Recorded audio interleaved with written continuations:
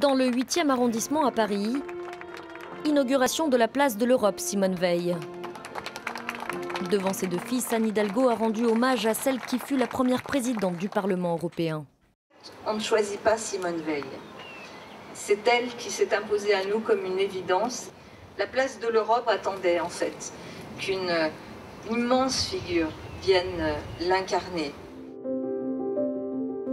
Depuis 2011, 140 nouvelles plaques portent le nom d'une femme à Paris. De nombreuses rues ont été baptisées au féminin, notamment dans les quartiers rénovés des 12e et 13e arrondissements. Une politique volontariste menée par la mairie pour rattraper la parité dans la capitale. 2 fois par an, Catherine Vieux-Charrier préside la commission de dénomination des espaces publics. Sur la liste d'attente, il y a 26 femmes pour 13 hommes. Hop, hop, hop.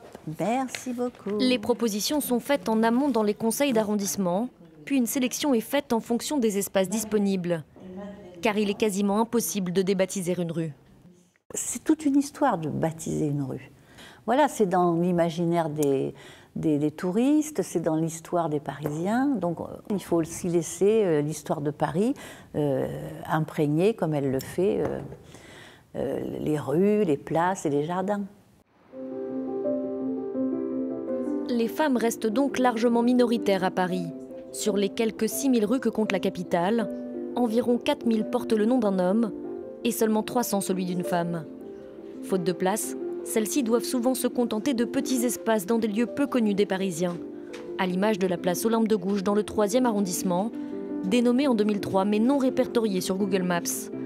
Un effort encore trop timide pour cette historienne.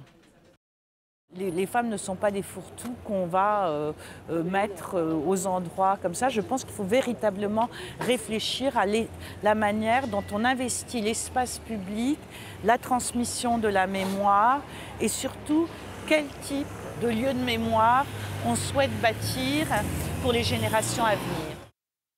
Des lieux de mémoire où les femmes sont encore trop souvent associées à un homme. Par exemple, la physicienne Marie Curie à son mari Pierre Curie, la philosophe Simone de Beauvoir à son compagnon Jean-Paul Sartre, et bientôt, la chanteuse France Gall à Michel Berger.